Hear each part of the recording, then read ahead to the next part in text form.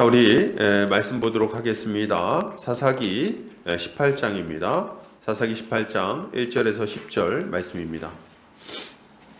사사기 18장 1절에서 10절 말씀입니다. 제 성경으로는 구약성경 392페이지에 있습니다. 제가 봉독해 올리겠습니다. 그때에 이스라엘에 왕이 없었고 단 지파는 그때에 거주할 기업의 땅을 구하는 중이었으니 이는 그들이 이스라엘 지파 중에서 그때까지 기업을 분배받지 못하였음이라. 단 자손이 소라와 에스다올에서부터 그들의 가족 가운데 용맹스런 5사람을 보내어 땅을 정탐하고 살피게 하며 그들에게 이르되 너희는 가서 땅을 살펴보라 하매 그들이 에브라임 산지에 가서 미가의 집에 이르러 거기서 유숙하니라. 그들이 미가의 집에 있을 때에 그 레위 청년의 음성을 알아듣고 그리로 돌아가서 그에게 이르되 누가 너를 이리로 인도하였으며 내가 여기서 무엇을 하며 여기서 무엇을 얻었느냐 하니 그가 그들에게 이르되 미가가 이러이러하게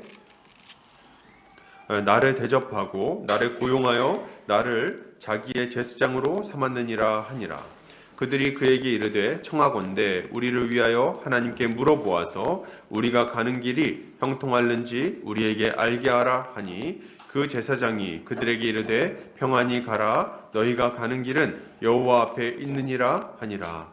이에 5사람이 떠나 라이스에 이르러 거기 있는 백성을 본즉 염려 없이 거주하며 시돈 사람들이 사는 것처럼 평온하며 안전하니 그 땅에는 부족한 것이 없으며 부를 누리며 시돈 사람들과 거리가 멀고 어떤 사람과도 상종하지 아니함이라. 그들이 소라와 에스다올에 돌아가서 그들의 형제들에게 이르매 형제들이 그들에게 묻되 너희가 보기에 어떠하더냐 하니 이르되 일어나 그들을 치러 올라가자. 우리가 그 땅을 본즉 매우 좋더라. 너희는 가만히 있느냐? 나아가서 그 땅 얻기를 게을리하지 말라. 너희가 가면 평화로운 백성을 만날 것이요 그 땅은 넓고 그곳에는 세상에 있는 것이 하나도 부족함이 없느니라. 하나님이 그 땅을 너희 손에 넘겨주셨느니라 하는지라. 아멘. 사사기 18장 1절에서 10절까지 안식을 쟁취하는 믿음이라는 제목으로 말씀 보도록 하겠습니다.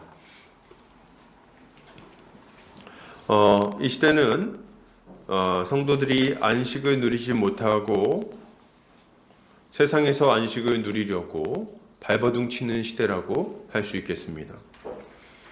왜 성도들이 하나님 안에서 교회 안에서 안식을 누리지 못하고 자꾸 세상에서 헤매게 된 걸까요? 왜 그런 이상한 행동을 하게 된 겁니까? 그 이유는 아주 분명합니다. 안식을 얻기 위한 영적 전쟁을 싸우지 않으면서 평안과 만족만을 얻으려고 하기 때문에 그런 거예요. 그러나 분명한 것은 이 땅의 교회는 전투하는 교회로서 세상에 맞서 치열한 영적 전쟁을 벌일 때만 비로소 안식을 누릴 수 있다는 것입니다. 그런 의미에서 우리가 지금 살펴보는 사사기 본문은 매우 의미 있는 본문이라고 할 수 있겠습니다. 안식의 땅을 벗어나 또 다른 안식을 찾아 헤매는 단지파의 모습을 통해 이 시대의 성도들의 모습을 살펴볼 수 있기 때문입니다. 우리 오늘 본문을 통해서 참된 안식은 어떻게 얻어지는지, 그리고 이 안식을 얻기 위해 우리가 주의해야 할 것은 무엇인지, 어떤 일에 힘써야 하는지를 함께 살펴보도록 하겠습니다. 자, 우리 오늘 본문 보도록 하겠습니다.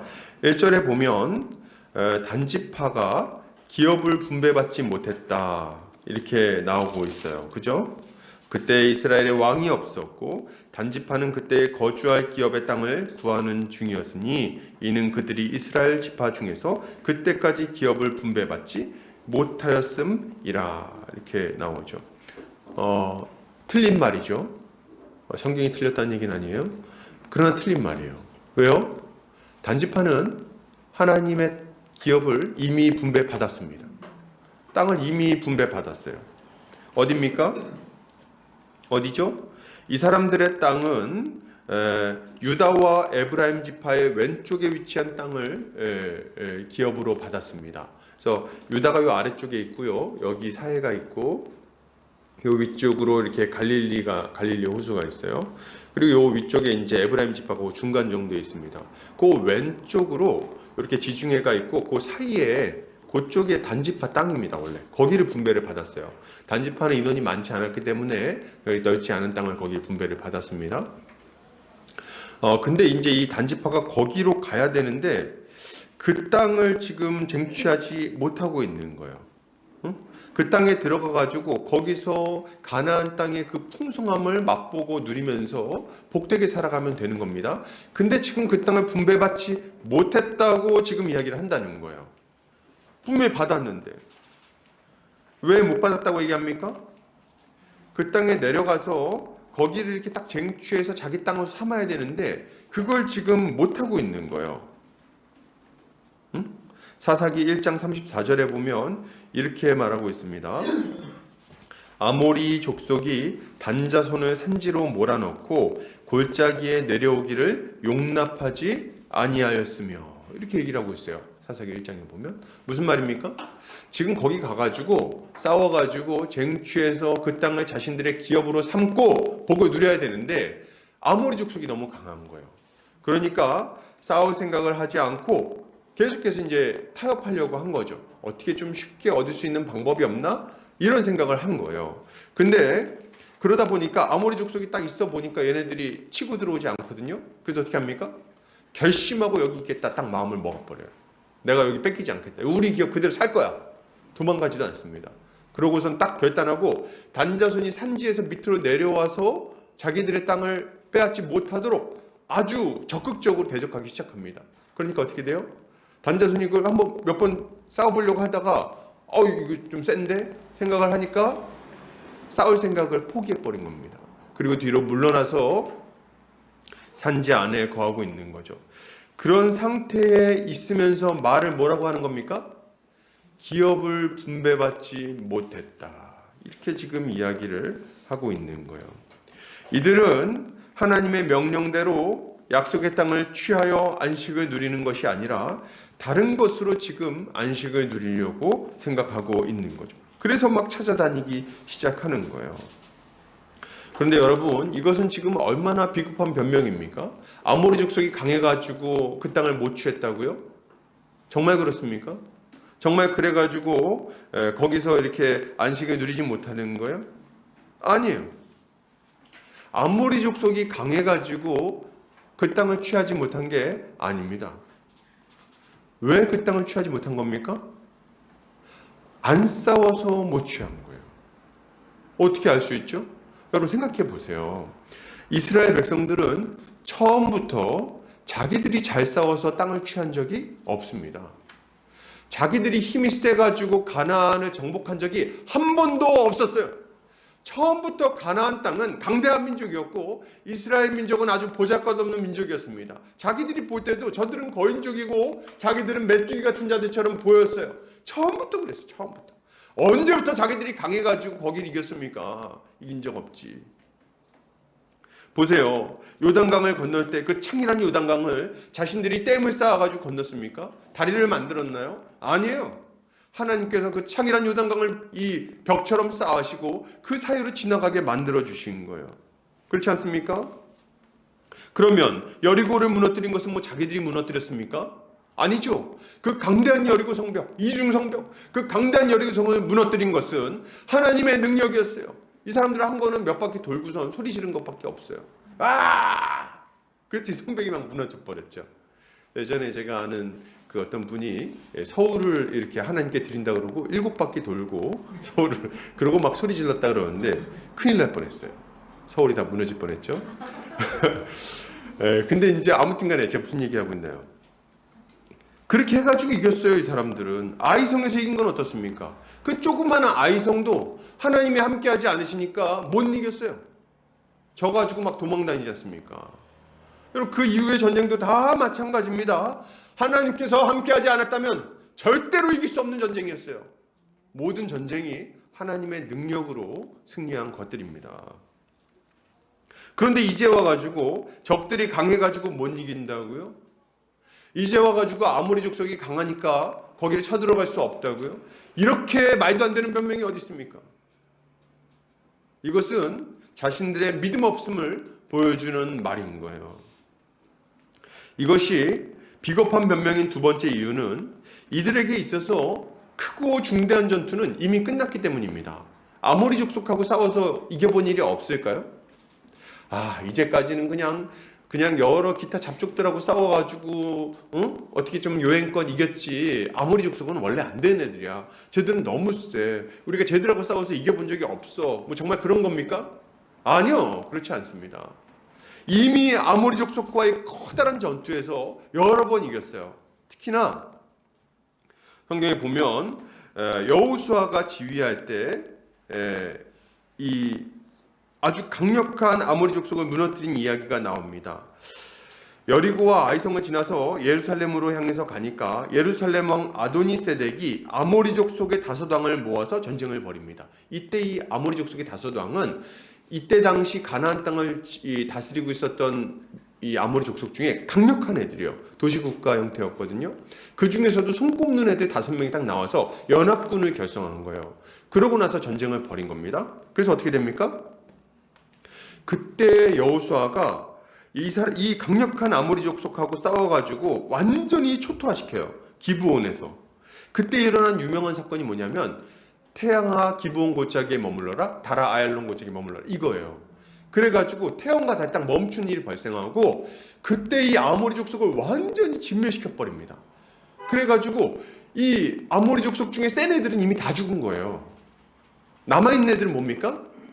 좀 보잘것없는 애들인 거죠. 그런데 이제 와가지고 쟤네들 너무 세서 못 이겨 이렇게 얘기하는 거는 뭐랑 똑같냐면 세계 챔피언하고 경기해가지고 이긴 다음에 국내 127위 선수하고 못 싸우겠다고 얘기하는 거랑 똑같은 겁니다. 이 비유 괜찮습니까? 한번 생각해 봤어요. 말도 안 되는 얘기를 하고 있는 거예요. 말도 안 되는 얘기다. 이미 챔피언을 이겼는데 이제 와가지고 못 싸운다고 핑계대는 게 그 강해가지고 못 이기겠다. 이런 믿음 없는 모습이 어디 있습니까? 이런 불신앙이 어디냐는 거예요. 이런 불순종이 어디 있습니까? 그러니까 이들은 안식을 누리지 못하는 거예요. 여러분, 사랑하는 성도님들, 지금 이것이 이스라엘만의 문제일까요? 이스라엘만의 문제입니까? 아니에요. 여러분, 지금도 마찬가지입니다. 하나님께서 성도들에게 주신 기업을 포기하고 엉뚱한 데서 안식을 추구하고 있는 것이 우리의 현실입니다. 이게 현실이에요. 하나님께서 주시는 안식은 아까도 말씀드렸지만 치열한 영적 전쟁을 통해서만 얻어집니다. 이 싸움이 없으면 절대로 안식을 누릴 수가 없어요. 우리는 하나님의 백성으로서 그분의 말씀에 순종함으로 그 풍성한 복, 의와 평강과 희락을 누릴 수 있는 겁니다. 하나님을 사랑하고 이웃을 사랑하라는 주님의 말씀에 순종할 때만, 그때만 안식을 누릴 수 있는 거예요.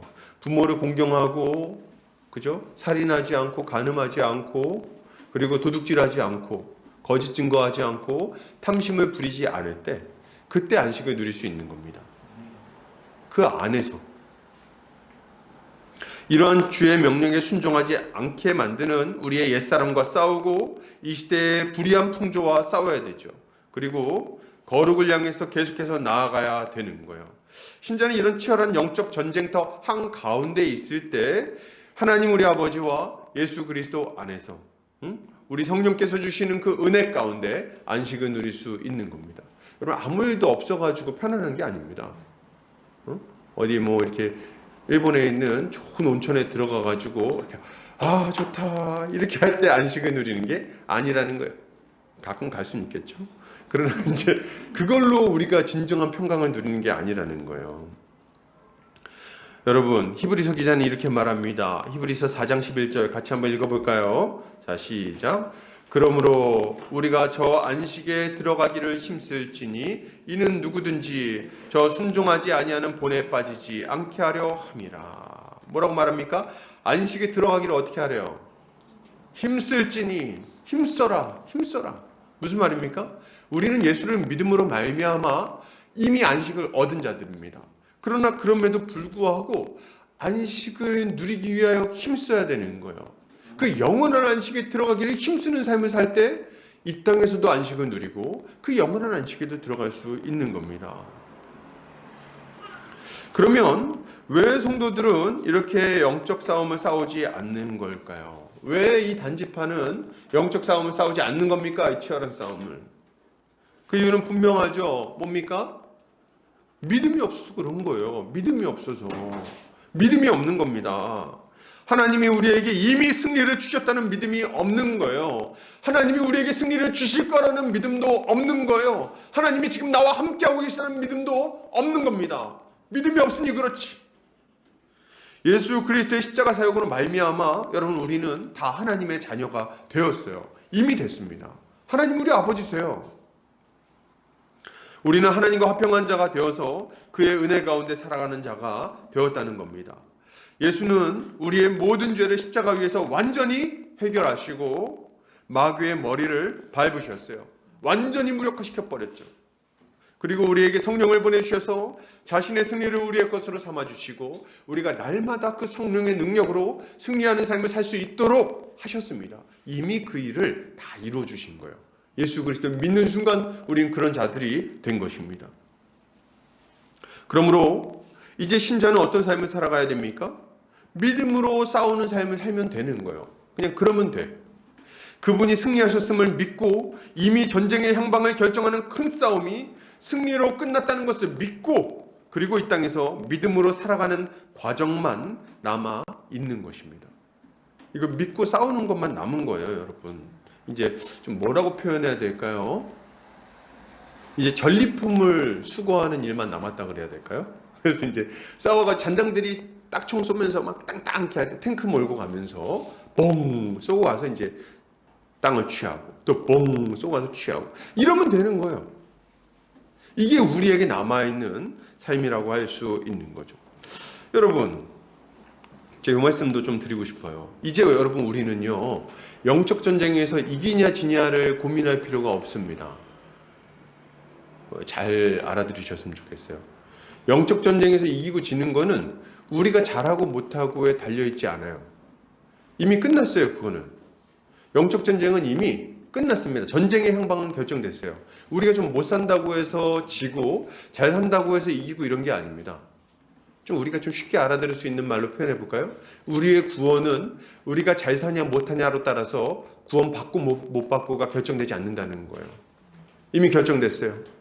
하나님께서는 우리에게 구원을 주셨고요. 예수 그리스도 안에서 이미 승리하셨고요. 영원한 승리와 완성은 이미 예정되어 있습니다. 이거는 바뀌지 않아요. 예수 그리스도께서 십자가에 죽으시고 부활하시는 그 순간부터 이것은 더 이상 돌이킬 수 없는 일이 돼버렸습니다. 마귀는 무기력하게 밀리다가 영원한 멸망에 들어가는 것밖에는 안 남아있어요. 여러분 제가 가끔 이렇게 인터넷에 보면은 막 그런 사진들이 올라와요. 예수님이 딱 이렇게 하고 있고 반대쪽에서 마귀가 이렇게 하고 있어요. 둘이 막 싸우는 것처럼. 싸움이 됩니까 이게? 이건 틀린 그림이에요. 무슨 마귀가 예수님하고 대등하게 싸워가지고 하나님하고 대등하게 싸워가지고 뭐 막 지금 막 대단한 일을 할 것처럼 해놨는데 아니요, 끝났어요. 전쟁은 이미 끝났어요. 우리 주님이 이미 승리하셨습니다. 승리하신 주님께서 우리에게 승리의 삶을 살아가라고 말씀하시는 거예요. 이걸 굳게 믿는 게 아주 중요합니다. 그래가지고 우리가 우리의 좀 어떤 영적 싸움의 승패 때문에 너무 과도하게 기뻐하거나 과도하게 실망하지 않아야 되는 거예요. 그래서 어떨 때는 뭐 이럴 수 있죠.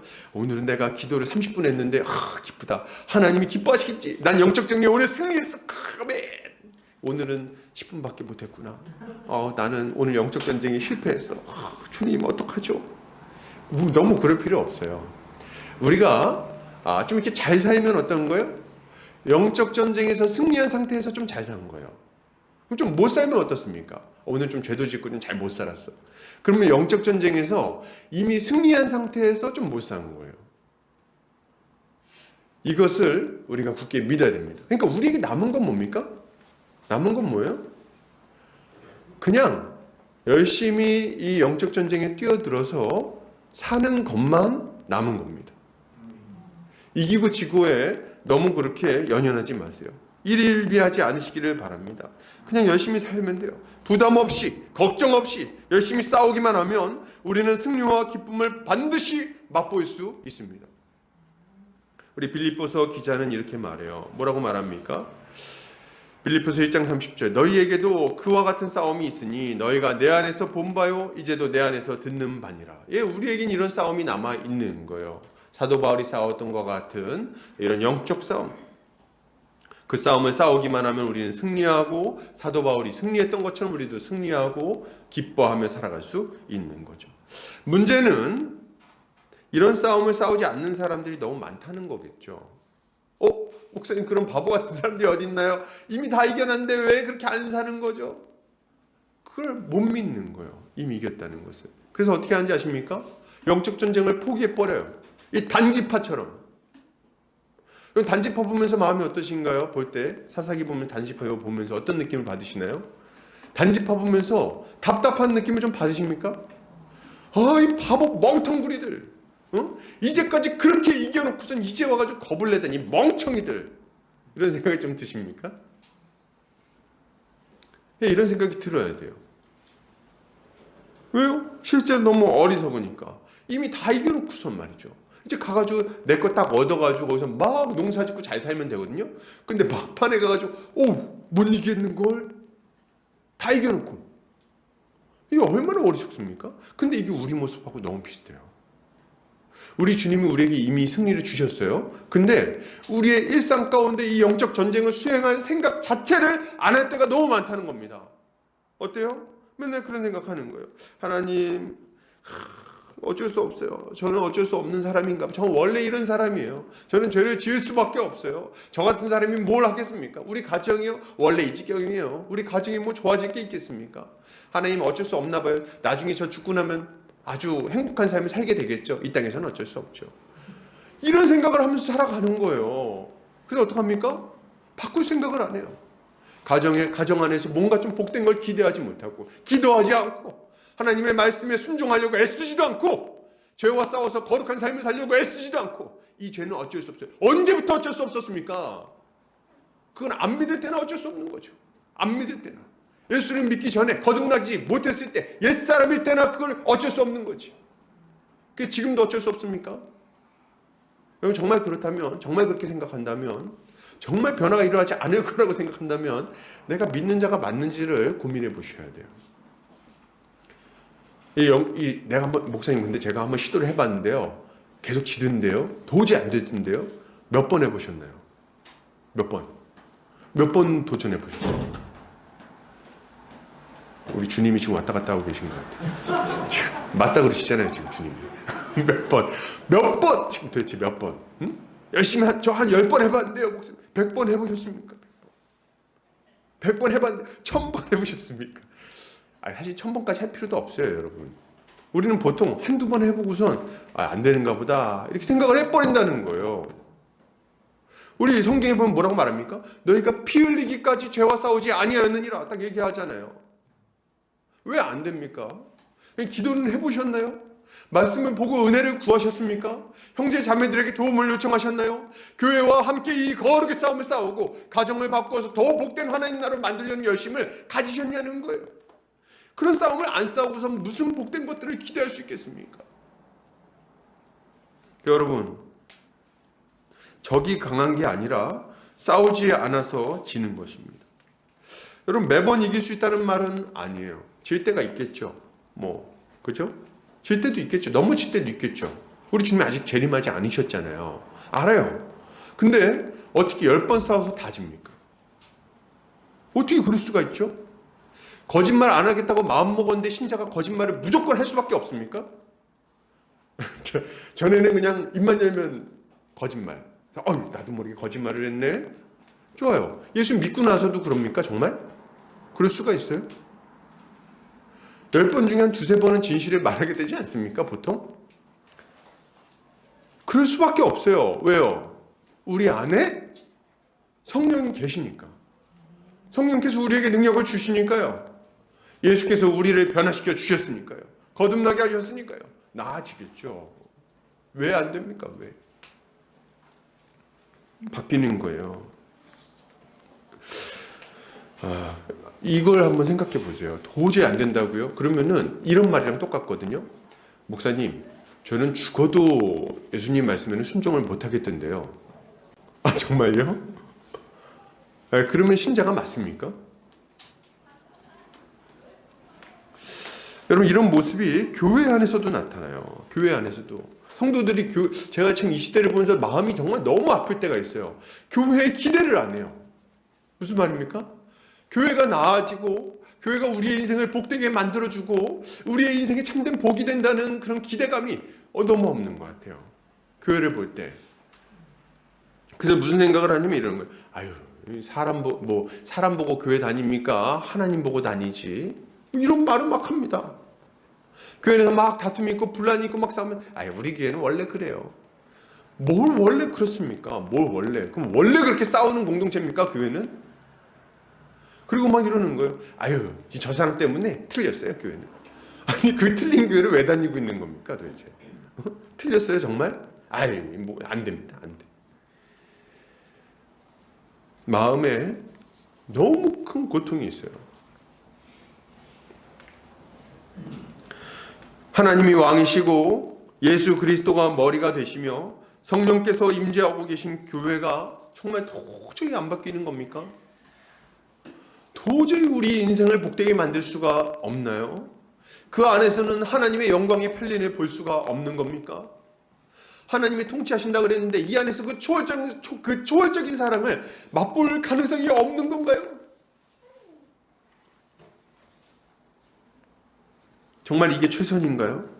하나님이 바꾸시지 못한다고 이렇게 자꾸 얘기할 때 저는 그런 생각을 해봅니다. 이게 정말 최선인가? 제가 이렇게 가끔, 저는 이제 아시겠지만 목회자 후보생들, 우리 전도사님들 대상으로 강의하고 가르칠 때가 많습니다. 근데 우리 목회자 후보생들도 이런 생각을 가지고 있을 때가 참 많아요. 교회는, 우리 교회는 안 돼요. 이런 얘기를 막 하는 거예요. 아주 그냥 멱살을 그냥 해버릴 수도 없고 말이죠. 너무 쉽게, 편안한 마음으로. 보면 안타까워하지도 않는 것 같아요. 가끔 보면. 그냥 아주 자연스럽게, 안 돼요. 안 될 것 같으면 거기 왜 가 있는 거예요, 도대체? 그걸 바꾸라고 가 있는 거 아닙니까, 지금?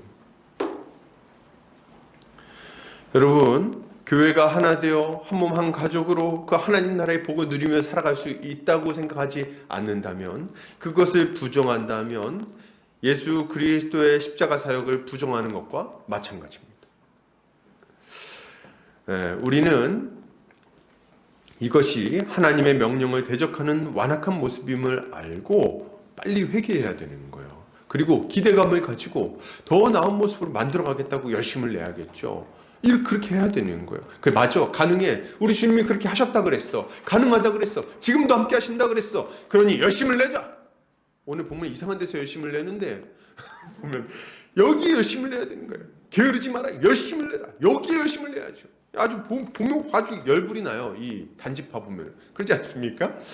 용기를 내라. 열심을 내라. 어디다가 열심을 내는 겁니까, 지금?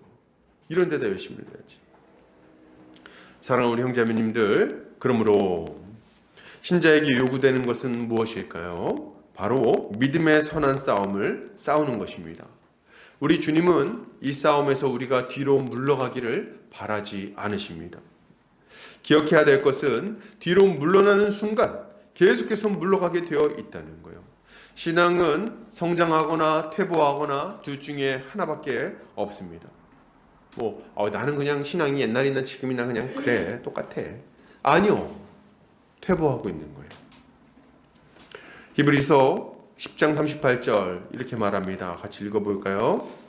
나의 의인은 믿음으로 말미암아 살리라. 또한 뒤로 물러가면 내 마음이 그를 기뻐하지 아니하리라 하셨느니라. 39절 우리는 뒤로 물러가 멸망할 자가 아니요 오직 영혼을 구원함에 이르는 믿음을 가진 자니라.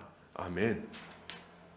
이게 우리가 가져야 될 모습인 거예요. 뒤로 물러나지 마세요. 안 될 거라고 생각하지 말고 너무 겁내지도 마세요. 가끔 보면 교회 안에서 이렇게 얘기하시는 분들이 있어요.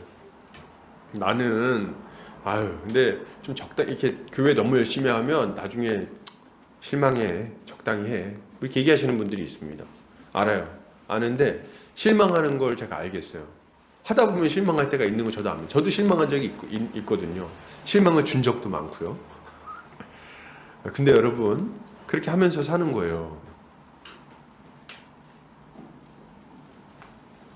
실망하지 않고 아무 상처 없이 우리가 어떻게 신앙생활 합니까? 그럼 만나지 말아야죠. 사람 사이에서 만나서 대화 나누고 교제 나누고 같이 인생을 공유하는데 그 부족한 사람들끼리 만나는데 상처를 한 번도 안 받는다고요? 그게 어떻게 가능합니까? 그걸 감수할 때 비로소 우리는 우리 주님의 명령에 순종할 수 있는 거예요. 이걸 알고 우리 주님의 은혜를 구하며 각오하고 뛰어들어야 되겠어요. 각오하고.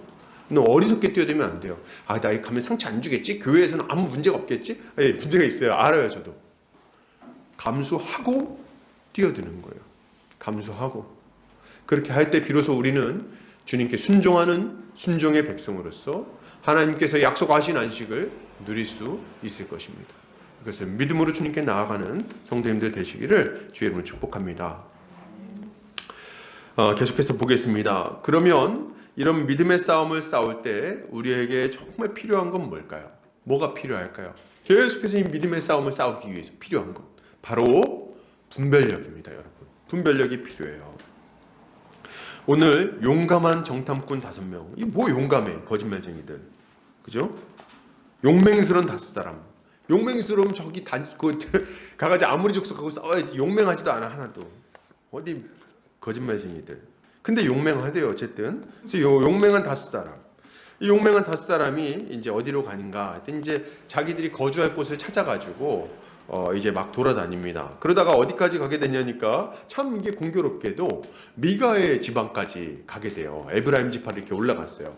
그래서 여기 단지파 원래 배정받았던 곳에서 소라와 에스다올 근처, 여기에 나중에는 이제 위쪽에 라이스 땅을 점령해서 거기로 가거든요. 근데 여기도 조금 남아 있습니다. 끝까지. 그래서 여기서 누가 나와요? 여기서 삼손이 나옵니다.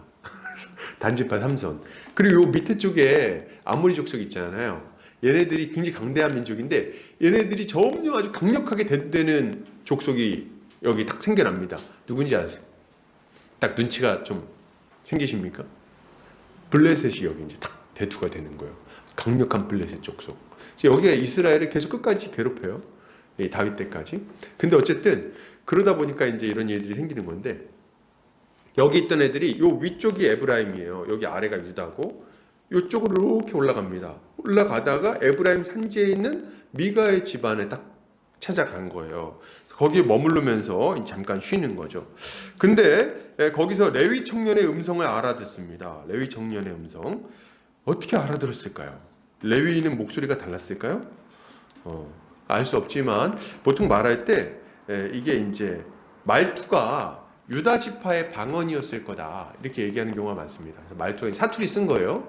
그래서 여기는 경상도인데 전라도 사투리로 이제 그런 게 뭐 이렇게 자꾸 하고 있는 거예요. 그러니까 뭐야 이렇게 이제 딱 눈치를 챈 거죠. 그래가지고 이제 어떻게 여기 왔냐 이렇게 물어봤어요. 어떻게 여기 왔냐. 근데 이제 이때 이 질문이, 이 5사람의 질문이 아주 의미심장합니다. 뭐라고 물어봅니까? 이렇게 물어봐요. 3절, 그들이 미가의 집에 있을 때에 그 레위 청년의 음성을 알아듣고 그리로 돌아가서 그에게 이르되 누가 너를 이리로 인도하였으며 내가 여기서 무엇을 하며 여기서 무엇을 얻었느냐 하니. 야, 정말 의미심장한 질문 아닙니까? 이 질문은 정직하게 대답하면요, 이 레위인이 어떤 잘못을 범하고 있는지가 확 드러나 버리는 질문이에요. 누가 너를 이리로 인도하였느냐? 내가 여기서 뭘 하고 있느냐? 너는 그래서 뭘 얻었느냐? 그렇죠? 여러분, 이 레위인은 누구의 인도로 미가의 집에 왔습니까? 여기 보면 이제 그 얘기를 안 해요. 차마 그 얘기를 못 하는 것 같아요. 누구의 인도로 왔어요? 지 혼자 왔어요. 지 혼자. 하나님의 명령을 어기고 자기 살 길 찾아서 여기까지 온 겁니다. 그러면 여기 와가지고는 또 무슨 일 하고 있어요? 자기가 하면 안 되는 제사장 일을 하고 있는 거예요. 그렇게 해가지고 뭘 얻었죠? 불의한 의복 한 벌과 불의한 은 10개를 얻은 겁니다. 정직하게 이 질문에 답변하면 자신의 죄를 보고 부끄러워해야 정상인 거예요. 그런데 이 레위인은 그런 부끄러움이 진짜 하나도 없어요. 뭐라고 말합니까? 4절. 그가 그들에게 이르되 미가가 이러이러하게 나를 대접하고 나를 고용하여 나를 자기의 제사장으로 삼았느니라 하니라. 야, 이게 정말 기가 막힙니다. 뭐라고 말해요? 내가 미가한테 고용됐어. 지금 제사장 노릇을 하고 있거든요. 근데 고용됐다고 말을 하는 거예요. 이게 말이 됩니까? 근데 이 얘기를 들은 5사람의 반응은 더 웃겨요. 원래 이 얘기를 들으면은 막 욕을, 야, 너 제정신이야? 너 지금 레위인 지금 뭐 하는 거야? 너 여기 와가지고 이렇게 사람들, 여기서 개인의 제사장이 됐다고 돈 받고 한다고? 이 나쁜 놈아. 이렇게 해야 되거든요. 근데 보니까 뭐라 그럽니까? 그랬구나. 우리의 길이 어떻게 형통할까? 이렇게 물어보는 거예요. 이게 참 기가 막힙니다. 이 제정신이 아니에요. 사람에게 고용된 가짜 제사장에게서 제대로 된 답이 나오겠습니까, 여러분? 하나님의 뜻이 여기 나오겠냐는 거예요. 근데 이렇게 물어보니까 레위인은 이 사람들이 딱 듣기 좋아하는 말을 해줍니다. 뭐라고요? 평안히 가라. 하나님께서 함께 하실 것이다. 와, 지금 이 거짓 선지자는 사람을 위해서 자기는 알지도 못하는 하나님의 뜻을 그럴듯하게 선포하고 있는 거예요. 정말 이거 보면서 너무 기가 막힌 거예요. 원래 레위인이 어떻게 해야 되냐면 여기 딱 단집하고 왔잖아요. 그래서 우리 지금 우리 지파의 우리 저기 땅을 좀 찾아보려고, 기업을 알아보려고 위쪽으로 지금 저기 여행 다니고 있어. 지금 탐색 중이야. 이렇게 얘기하면 레위인이 어떻게 얘기해야 됩니까? 니네 정말 미쳤구나. 이렇게 얘기를 해줘야 되는 거예요. 정신을 차려라 이 나쁜 놈들아. 하나님께서 너희에게 주신 기업을 떠나서 어디서 안식을 누리겠냐. 빨리 회개하고 돌이켜서 전쟁을 벌이고 거기서 안식을 누려라. 안 그러면 너네는 계속해서 고생만 아주 할 것이다. 이렇게 저주를 해줘야 되거든요. 근데 형통할 거야, 좋을 거야, 잘 될 거야, 부자 될 거야, 이런 얘기를 지금 하고 있다는 거예요. 입이 딱 벌어집니다. 지금 이 레위인은 이들의 불순종을 책망하기는커녕 더 큰 죄를 짓도록 권장하는 일을 하고 있는 거예요. 여러분, 이것을 보면서 우리는 하나님의 뜻을 분별하는 것이 얼마나 중요한 일인지를 깊이 좀 생각해야 되겠습니다. 여러분, 이 땅에서 영적 전쟁을 벌이면서 살아가는 것은 여러분 쉬운 일은 아닙니다. 우리가 해야 되는데 쉽지 않아요. 자기를 부인하고 십자가 지는 삶이 어떻게 쉬울 수가 있겠습니까? 하기 싫지.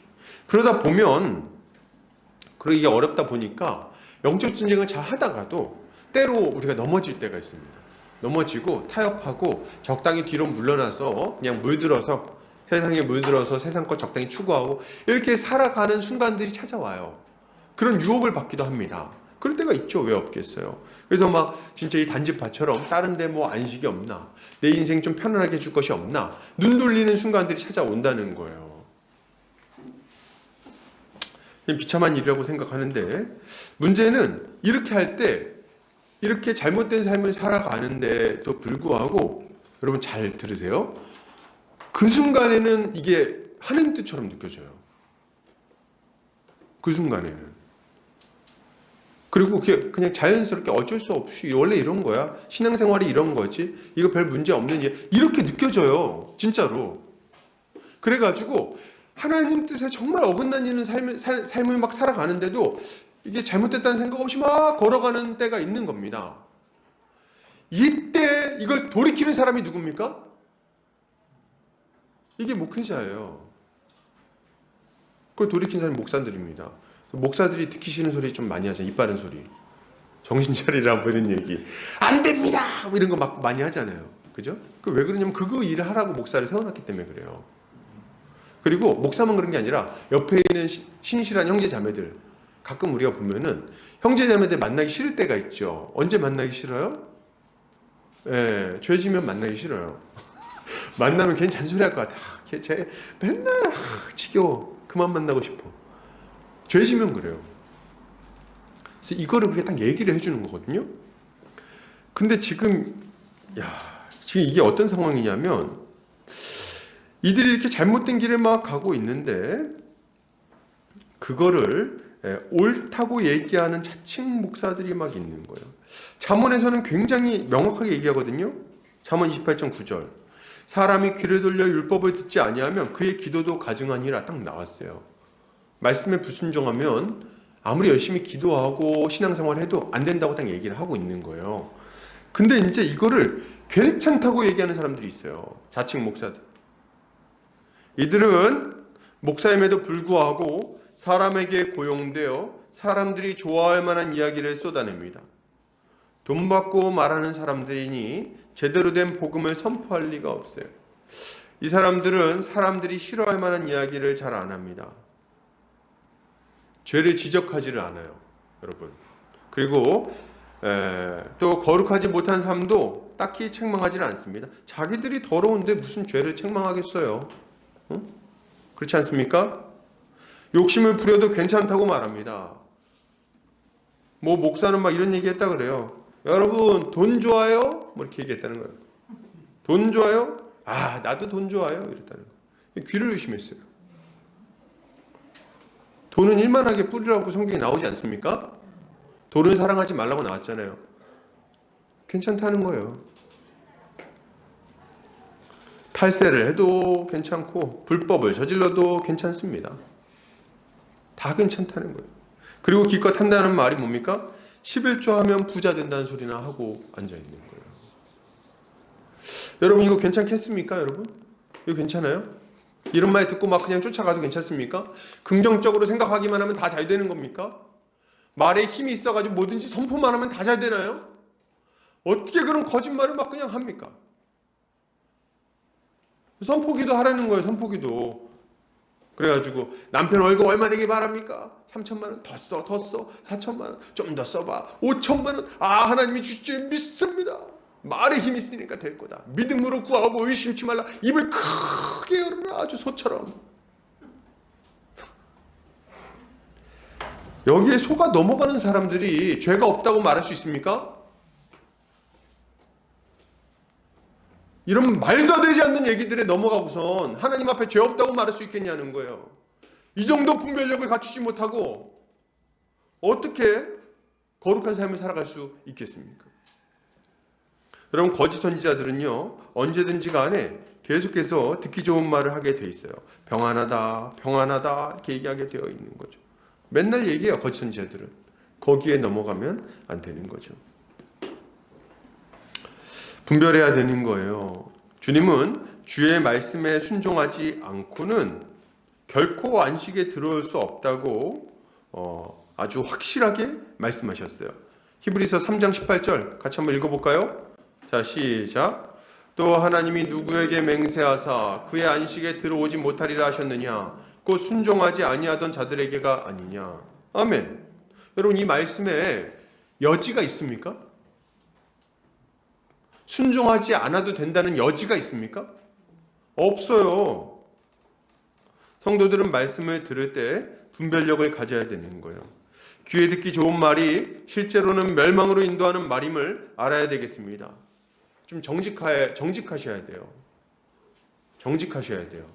마음에 이런 생각이 들 때가 있습니다. 아, 나 이래도 되나? 제가 한 가지 깨달은 건데 우리 성도님들이 여기는 우리 성도님들 아니라고 생각합니다. 근데도 그냥 얘기를 해볼게요. 성도님들 중에 자기가 잘못하고 내가 이거 잘못하고 있어 이렇게 생각하면 이상한 행동을 하나 하는데 그게 뭐냐면 목사를 찾아옵니다. 물어봐요. 아 목사님 제가 사정이 이렇게 하고 굉장히 좀 문제가 많아가지고 이렇게 하려고 하는데 괜찮을까요? 물어봐요. 그거 왜 물어보는 거죠? 그거 왜 물어보는 거예요? 물어본 이유가 있어요. 나중에 알았어요. 죄책감을 없애고 싶은 거예요. 와가지고 그걸 덜어버리고 싶은 거야. 그리고 괜찮다는 얘기 듣고 싶은 거예요. 근데 여러분 분명히 아셔야 돼요. 목사는 괜찮다 아니다를 얘기할 자격이 없습니다. 그런 권한이 없어요. 말씀에 나와 있는 걸로 이렇게 하는 게 옳다는데요. 이렇게 얘기하는 사람입니다. 목사가 괜찮다고 해서 괜찮아지는 게 아니라는 거예요. 거짓말해도 된다고 목사가 얘기하면 거짓말해도 되는 겁니까? 왜 여기 있는 분들 안 그런데 여기서 화를 내죠? 제가 누구한테 화내는 겁니까? 지금 왜 대상도 없는데. 응? 막 간음해도 된다고 얘기하면 간음해도 되는 거예요? 아니지 않습니까? 너무 분명한 거예요.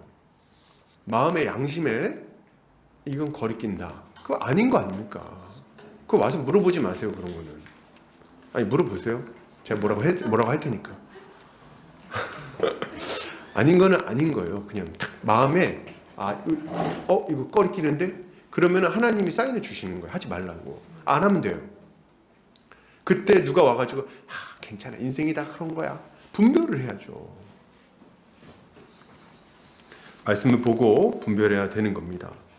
여러분, 우리는 비록 듣기 불편할지라도 회개하라는 메시지 그리고 거룩하게 살라는 메시지에 귀를 기울여야 되는 거예요.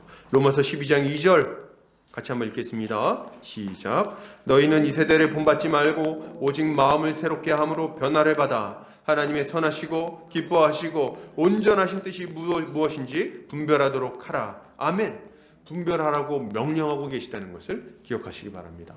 그리고 우리 주님 뜻대로 분별하며 거룩의 길을 걸어가셔야 되겠어요. 이렇게 할 때 비로소 우리는 주님의 뜻을 이루는 삶을 살 수 있을 것입니다. 이렇게 사는 성도님들 되시기를 바랍니다.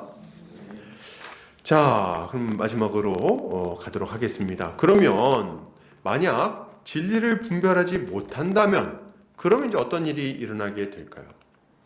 그럼 진리를 분별하지 못하면요, 눈에 보이는 것을, 눈에 보기에 좋은 것을 추구하면서 악한 삶을 살아가게 되는 겁니다, 여러분. 오늘 미가의 집을 떠난 5사람은 에브라임 땅을 지나서 위로 쭉 올라가서 라이스라는 곳에 도착합니다. 그 지도를 보면요, 이스라엘 땅이 이렇게 있어요. 여기 지중해가 있죠. 여기가 이제 요단강이고 여기 이렇게 지중해가 있어요. 여기 이제 사해가 있고 요 위쪽에 갈릴리 호수가 있습니다. 갈릴리 호수가 있고 요 위쪽 조그맣게 좀 호수가 있어요. 다 갈릴리 호수예요. 근데 요 아래쪽에 이제 단지파가 있는 거죠. 여기 이제 갈릴리 호수가 있고 여기 사해. 근데 요렇게 에브라임 산지 올라와서 요단강을 건넙니다. 요단강을 건너서 요렇게 위쪽으로 올라가요. 어디까지 올라가냐면 갈릴리 호수로부터 위로 40km로 올라갑니다. 굉장히 높아요. 거기가 라이스예요. 산이 이렇게 있는데 그 산 사이에 있는 곳이거든요. 그래서 여기가 이제 이쪽에서 넘어와서 막 공격하기 좀 번거롭고 이쪽에서 막 가서 하기도 그렇게 뭐 저기한 곳이라서 전쟁이 없는 곳이었던 거예요. 근데 거기로 이제 딱 올라가서 보니까 라이스라는 땅이 탁 있는 겁니다. 그래가지고 그걸 보고서 막 좋아하는데, 여러분 분명히 말씀드리지만 라이스는 이스라엘 백성들에게 허락된 땅이 아닙니다. 여기 약속의 땅이 아니에요. 기업으로 주어진 땅이 아닙니다, 여러분. 라이스 땅은 이스라엘 백성들한테 주신 땅이 아니에요. 갈릴리 위쪽으로 40km나 떨어졌는데 여기 가나안 땅의 경계를 넘어도 한참 넘었죠. 거기 가면 안 되는 거예요. 그 제가 이렇게 얘기할 때 어떤 분들은 그래도 좀 가나안 땅 약간 어간 아닌가요? 뭐 이렇게 생각하실 수 있어요. 가도 되는 거 아닌가요? 어차피 이방인이니까. 근데 여러분 잘 생각하셔야 돼요. 만약에 하나님께서 이 기업으로 주신 땅이면요, 이미 지파가 차지하고 있는 겁니다. 땅 주인이 없다는 거는 안 주셨다는 거예요. 거기 허락하지 않으셨다는 거예요. 근데 거기를 갈 수 있습니다. 근데 이게 어차피 이방인이니까 다 차지하면 되잖아요. 안 돼요. 왜 안 되냐면 하나님께서 이스라엘 백성들을 가나안 땅에 머무르게 하신 이유 때문에 그렇습니다. 요거는 조금 약간 복잡한 얘기가 될 수도 있으니까 잘 들으세요. 하나님이 처음 이스라엘 백성들을 가나안 땅에 들어가게 하실 때 이렇게 말합니다. 너희는 내 소유가 되고 그리고 제사장 나라가 될 것이며 거룩한 무리가 될 것이다. 이렇게 얘기를 하세요. 이거는 하나님께서 이 가나안 땅에 들어가서 이스라엘 백성이 어떤 나라를 세우기를 원하시는지를 알려주시는 겁니다. 첫 번째로 가나안 땅에 들어가서 하나님이 이스라엘 백성들을 통해서 가나안 땅에 들어가 정복 전쟁을 하게 하시는 목적 첫 번째는 가나안 사람들의 죄를 심판하시는 거예요. 그 안에 죄가 너무 관영해 있었어요. 너무 못된 놈들이야. 그래서 하나님의 심판이 이스라엘 민족들을 통해서 이루어지는 거거든요. 이게 첫 번째 이유고요. 두 번째가 뭐냐니까 거기서 이제 이 사람들이 들어가서 나라를 세울 때 이런 나라를 세워야 되는 거예요. 내 소유, 제사장 나라, 거룩한 무리. 요거 설명해 볼게요. 내 소유는 세굴라라는 단어를 사용하고 있습니다. 근데 이 세굴라는 뭐냐면 의미가 이런 거예요. 야, 너 내 거야. 그냥 이렇게 얘기하는 게 아니라 어떤 특별한 용도를 위해서 따로 구별해 놓은 내 거, 이런 의미를 가지고 있는 겁니다. 그러니까 이스라엘 민족을 어디다 쓰려고 그러신 거예요.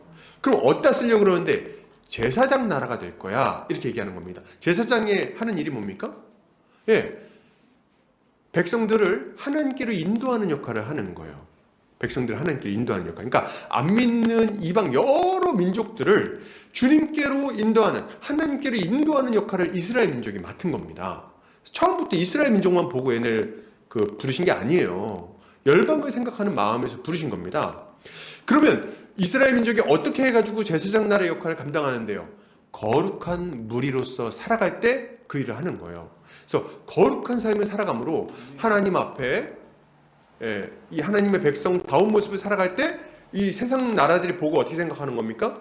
오, 뭐야, 쟤는 왜 저렇게 깨끗하게 살아? 어떻게 저렇게 거룩하게 살아? 굉장히 좋아 보이는구나. 저렇게 살면 복되구나. 저렇게 살 수 있는 이유가 뭐지? 하나님이란 분이 계시구나. 알고 하나님께 돌아오도록 하는 게 이 이스라엘 민족의 용도인 거예요.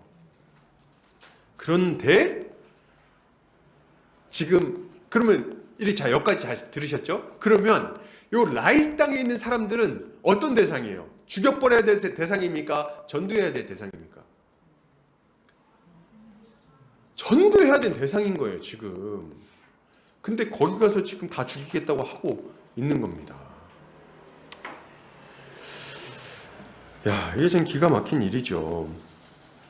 그래서 어쨌든 이 사람들이 도착해서 보니까 이 라이스 사람들이 아주 평온하고 안전하게 잘 살고 있었어요. 평화로운 지역이었습니다.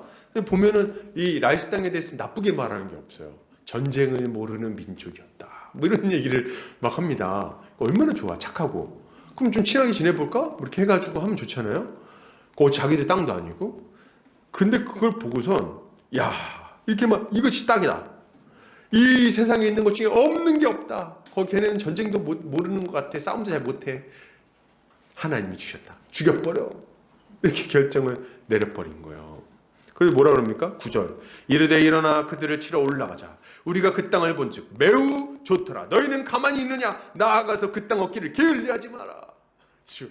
언제부터 열심히 했다고? 그냥 눈에 보기에 좋은 걸 따라가지고 막 달려가고 있는 겁니다. 이들의 지금 이런 행동은 이런 거랑 똑같아요. 자신들이 아주 단순한 상황 논리로 자신들의 이 악한 행동을 주님의 뜻으로 둔갑시켜 버리는 겁니다. 그러니까 자기들이 사기치려고 갔는데 마침 호구가 나타났어요. 그러니까 이거 하나님 뜻인데? 그렇게 얘기하는 거랑 똑같은 거예요. 이 기가 막히죠. 이들의 행동은 하나님의 뜻을 아주 심각하게 어기는 행동인 거죠. 그러면 이들이 왜 이렇게 행동하는 걸까요? 일단은 이들이 하나님의 말씀을 전혀 이해하지 못하고 있는 걸 여기서 알 수 있어요. 하나님의 계획을 하나도 모르는구나. 그죠? 당연해요. 이들은 하나님의 뜻에 아무 관심이 없기 때문입니다. 이들의 관심은 오로지 자신들의 안위, 성공, 기쁨, 이런 건 거죠. 거기에만 관심이 온통 쏠려 있어요. 나 어떻게 하면 잘 먹고 잘 살 것인가. 근데 거룩하게 사는 건 싫어. 그러니까 이제 그러면 어떻게 만족을 세상에서 누릴 수 있는가, 이런 생각을 하고 있는 거죠. 눈에 보기에 좋은 걸 따라가는 거예요. 사랑하는 우리 형제자매님들, 지금도 마찬가지입니다. 하나님의 뜻을 모르면, 하나님의 말씀을 모르면 무엇을 쫓아서 살아가게 돼 있어요? 눈에 보이기에 좋은 것을 쫓아서 살아가게 돼 있습니다. 왜요? 욕심이 들어오면 이 세상이 하나님의 동산처럼 보이기 때문에 그렇습니다. 창세기 13장 10절 같이 한번 읽어볼까요? 자, 시작. 이에 롯이 눈을 들어 요단 지역을 바라본즉 소알까지 온 땅의 물이 넉넉하니 여호와께서 소돔과 고모라를 멸하시기 전이었으므로 여호와의 동산 같고 애굽 땅과 같았더라. 아멘. 그러니까 이게 너무 웃긴 얘기죠. 소돔과 고모라가 어딘지는 아시죠?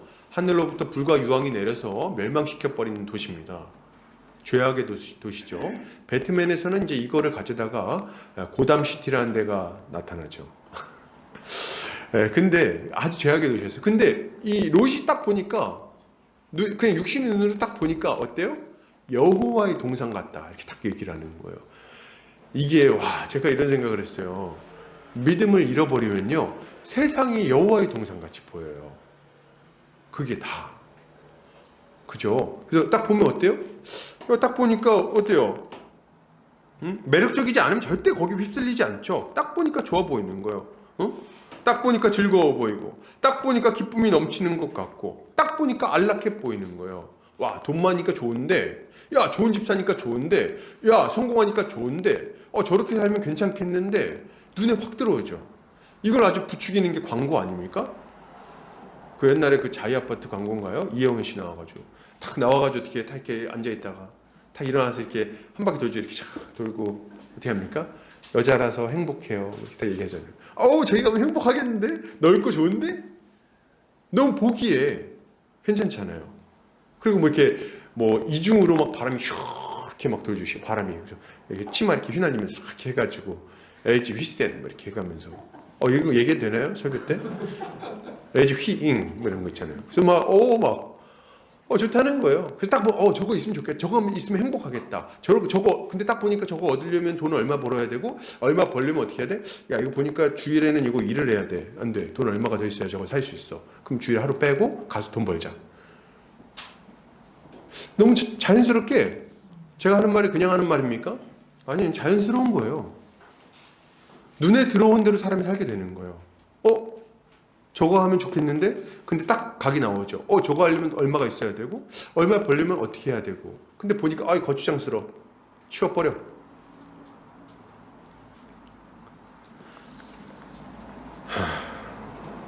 요한일서에서 이렇게 얘기합니다. 이는 세상에 있는 모든 것이 육신의 정욕과 안목의 정욕과 이생의 자랑이니 다 아버지께로부터 온 것이 아니요 세상으로부터 온 것이라. 사랑하는 우리 형제자매님들, 신자는 보기에 좋은 것, 상황에 맞아떨어지는 것에 마음을 빼앗기면 안 되겠습니다. 눈에 보기에 좋은 거야 얼마나 많습니까? 딱 맞아떨어지는 상황은 또 얼마나 많습니까? 아주 기가 막힌 얘기 자꾸 설교 길어지는 것 같은데 자꾸 웃긴 얘기 들어가지고 얘기 드릴게요. 이렇게 왔는데 이렇게 자기가 이렇게 지나가다 뭐 이렇게 점쟁이 얘기 들었는데 점쟁이 말대로 됐다는 거예요. 탁딱 맞아 떨어진다는 거예요. 그래가지고 어쩜 이렇게 점쟁이 말이 맞는지 점쟁이 기독교인인데 딱 맞아 떨어진다는 거예요. 그냥 그저 그대로 해야 된다는 거죠. 그걸 잘 하면 잘 될 것 같다는 거예요. 참 어리석기 짝이 없습니다. 몇 가지 상황 논리를 가지고 막 얘기하는 거죠. 이런 거 아니에요. 저도 잘 할 수 있어요. 우리 현우 형제 올 여름에 물 조심해야 되겠어. 여름에 물 조심해야죠. 조심해. 이렇게 얘기하는 거. 이런 식의 어떤 논리들. 그래서 근데 마침 또 물에 빠져서 죽을 뻔했어. 와, 기가 막힌데 귀신 같네. 그러고 아주 다 매워가지고 한평생. 바보도 아니고. 겁주는 거 저도 잘할 수 있습니다. 여러분, 이런 정말 말도 안 되는 얘기들에 휩쓸리면 안 돼요. 눈에 보이는 것, 이런 것에 휩쓸리면 안 되는 겁니다. 안목의 정욕을 따라가면 후회하게 되어 있어요, 여러분. 안목의 정욕 따라가면 후회합니다. 롯을 한번 보세요. 좋다고 간 곳이 소돔입니다. 결국에는 인생 망하고 동굴 속에 살잖아요. 얼마나 비참합니까? 여러분, 우리는 세상에서 세상의 시선을 빼앗기면 안 되겠습니다. 세상에서 눈을 돌려서 예수 그리스도를 바라봐야 하겠어요. 그분의 사랑, 그분의 겸손함, 그분의 긍휼, 그분의 열정, 그분의 그 치열한 삶, 이런 것들을 봐야 되겠습니다. 예수님을 딱 바라보세요. 시선을 고정시키세요. 자꾸 세상으로 시선이 돌아갑니까? 얼굴을 잡고 주님을 바라보세요. 십자가를 보시기 바랍니다.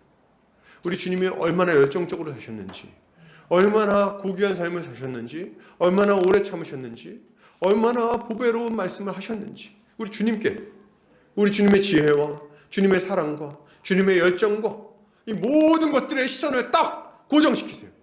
그리고 주님을 따라가시기를 바랍니다. 그렇게 할 때 비로소 우리는 이 세상의 모든 즐거움들이 초라해지고 우리 주님의 영광만이 빛나는 것을 보게 될 거예요. 히브리서 기자는 이렇게 말합니다. 히브리서 12장 2절입니다. 같이 한번 읽어볼까요? 시작. 믿음의 주요 또 온전하게 하시는 이인 예수를 바라보자. 그는 그 앞에 있는 기쁨을 위하여 십자가를 참으사 부끄러움을 개의치 아니하시더니 하나님 보좌 우편에 앉으셨느니라. 아멘. 그리스도를 바라보는 것, 이것이야말로 신자가 이 땅에서 주님을 따라 살기 위해 가장 힘써야 할 일인 것입니다. 이렇게 살아가는 성도님들 되시기를 주의 이름으로 축복합니다. 결론을 드립니다. 우리는 하나님이 허락하신 기업을 얻기 위한 영적 전투를 멈추지 않아야 되겠습니다. 거룩한 안식을 얻기 위하여 우리의 삶의 현장에서 치열하게 영적 전쟁을 벌여야 되겠어요. 이 영적 전쟁은 뭡니까? 거짓과의 싸움입니다. 불의함과의 싸움이에요. 이기심과의 싸움이고 분열과 다툼과의 싸움입니다. 교회는 세상 속에서 살아가지만 세상의 원리를 거스르며 살아가야 하겠습니다. 거룩함을 지키기 위해서 여러분 피 흘리기까지 싸우시기를 바라요. 이웃을 사랑하기 위해 눈물 나는 시간을 보내기도 해야 되겠습니다. 하나님을 섬기기 위해서 우리의 이익을 내려놓고 손해도 좀 봐야 되겠어요, 여러분. 손해도 좀 보세요. 이 모든 일이 하나님이 우리에게 요구하시는 영적 싸움인 거죠. 이 싸움을 피하지 않고 끝까지 싸워 나갈 때 우리는 하나님이 주시는 안식을 이 땅에서부터 풍성하게 누릴 수 있을 것입니다. 그리고 그 삶의 마지막에는 영원한 안식 가운데 들어가게 될 거예요. 이것은 믿음으로 끝까지 영적 전쟁을 벌이는 성도님들 되시기를 주의 이름으로 축복합니다. 같이 기도하겠습니다.